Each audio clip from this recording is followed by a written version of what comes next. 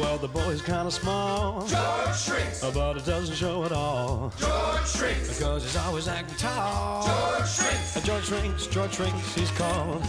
If a problem should be found, George Shrinks. He's the boy to have around. George Shrinks. Something big or something small. George Shrinks. George Shrinks, he's called. George always seems to find a way to make his dreams come true each day. His brother Junior does a call. George Shrinks. Who got a blows a bugle call. George Shrinks. And Mama keeps an eye on all. George Shrinks. George Shrinks. George Shrinks. George Shrinks. George Shrinks. George Shrinks.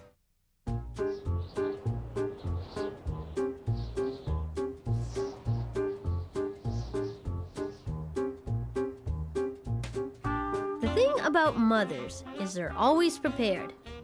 And that goes double for Mother Nature. So when the newscasters predicted that the biggest blizzard of the winter was about to hit, I figured most of my backyard buddies were well taken care of. But like my mom always says, a little help rarely hurts. So Becky and I figured we'd lend Mother Nature a helping hand. Just in case. How long until the storm hits? The weather guy said it could be any time now. We better get to it. There's Goldie. I hope she's okay down there. She's hardly moving. She's fine. She's just hibernating. When the water gets cold, a goldfish's entire body slows down to save energy. All right, Mr. Bookworm Smarty Shrinks. What do goldfish eat when they hibernate? Not a bite. Hibernating means they don't need food and use a lot less oxygen. But small frozen ponds can run out of oxygen before spring arrives, can't they? Not with the George Shrinks winter pond aeration system. Where's that chain? Aha! All we have to do is pop the cork.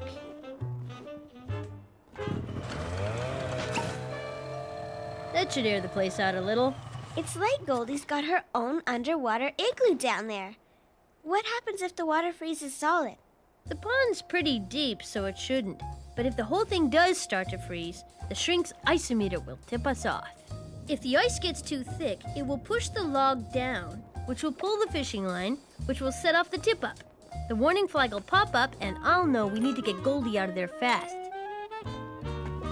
Looks like Goldie's all set. Who's next on our list? We're going up. Tucking in Goldie for the winter was easy. She's on ground level, and we don't have to feed her anything. But to get supplies to some of the other folks in my yard, I had to rise to the challenge.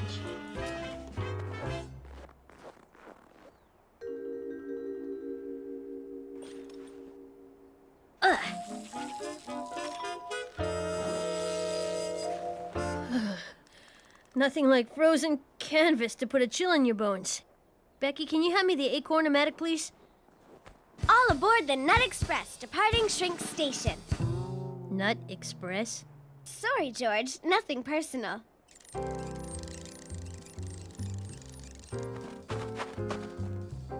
You guys are way ahead of the weather report. Looks like you've already laid in your winter supplies. But we brought extras, just in case. That ought to hold you. But if the storm gets really bad, how will we know if you're running low?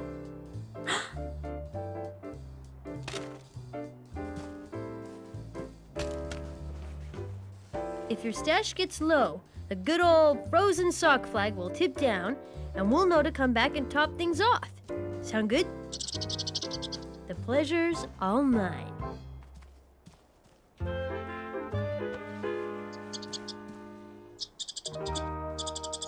Why, thank you. Very much. Reel me in, Beck!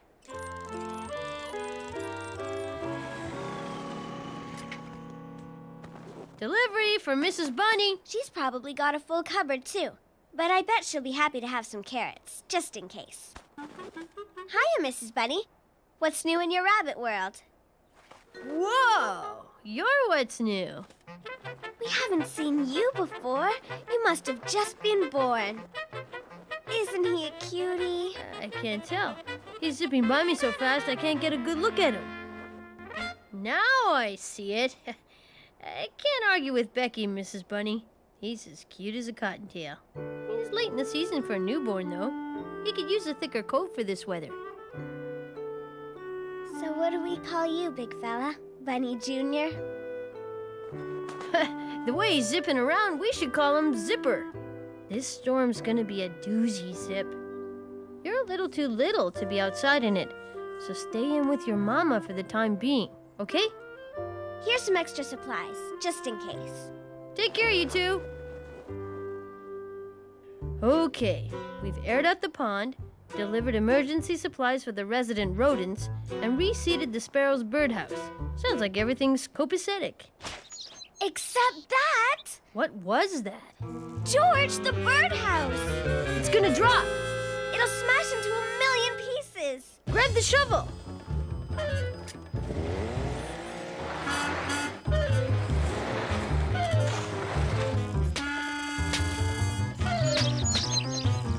It's coming down! Run for cover! Whoa! I think our snow pile softened the fall. Yeah, it only smashed into 6 pieces. And knocked the local sparrows out of house and home.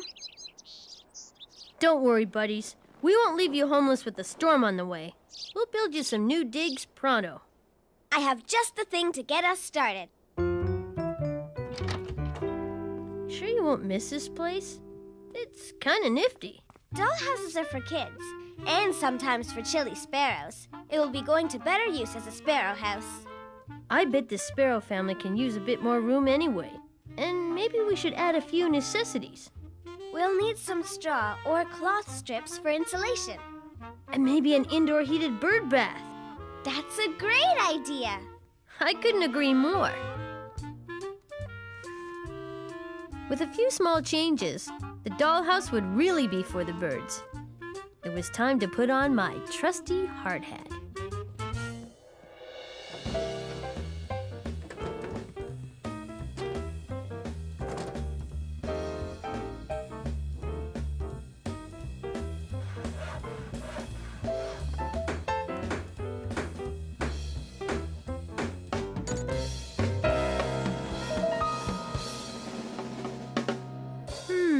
It's still missing a little something.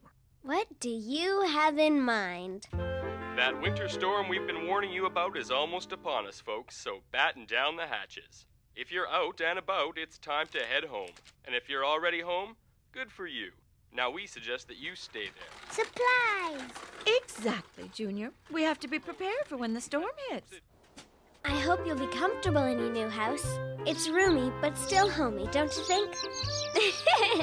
Big enough for a roommate, I see. Hello, Miss Robin. Guess you missed your flight south. The Habitat Hotel's fantastic, George. And it's got tons more room. Maybe we should take out ads. Only the finest for our fine, feathered friends. What? What's wrong? Don't worry. The Habitat Hotel is not only comfy, it's Predator and Sparkle Tangerine proof. Scat Cat. You better find some cover too, Sparkle. A big storm is on the way. Okay, all that's left to do is set up the walkie-talkie so we can monitor the situation. Batteries are good. All right, my beaked buddies. Becky and I hope you'll find your stay comfortable. If there's anything you need, chirp right up. We'll hear you through this. Enjoy. Well, it's not in the cupboard beneath the stairs. Remind me to dust in there later. What are you looking for, Harold? That hand-cranked generator I started working on in the middle of the last big blizzard. The one you put together just as the lights went on? The one and only. Want some help looking? No. You and Junior keep unloading the supplies. I'll find it sooner or later. Say, what's with the spy setup? You said everyone should prepare for the big storm, so ta-da! Critter Command Central. We've alarmed every nest, burrow, and den in the whole yard. We'll monitor them from here during the blizzard. We've topped up the food supplies, made sure there's fresh water, and all the sensors and readouts are battery or mechanically operated. In case the power goes out. Power out.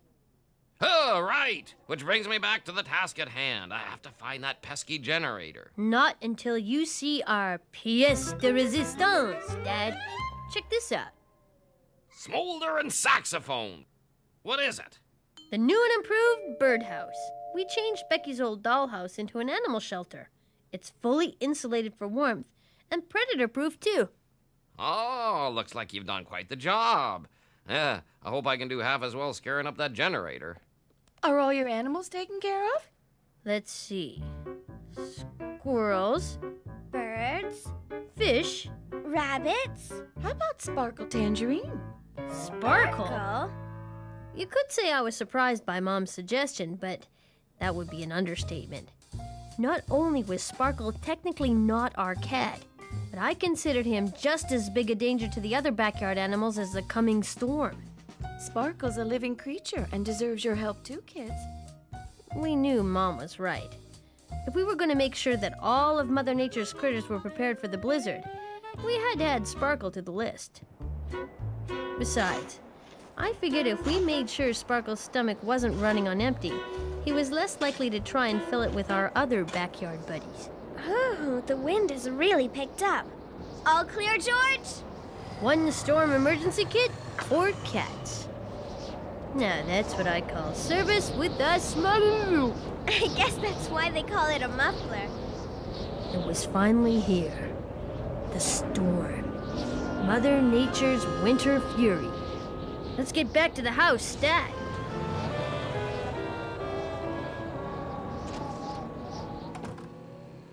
Ah, behind the turnips in cold storage, eh? You can't hide from me. I think your dad found the generator. I found the hand crank generator. Good call.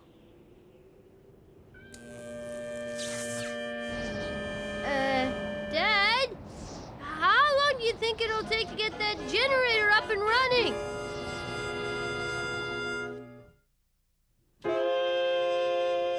While the animals outside were well prepared for the storm, we got caught in the dark. Bye-bye, lights. Goodness, the ice and wind must have toppled a power line. Everyone all right? Looks like everyone's A-okay. Who in the world? Russell, what are you doing out in this weather? I got caught a bit unprepared. I ran to the market to get candles, but on my way home, the traffic light stopped working.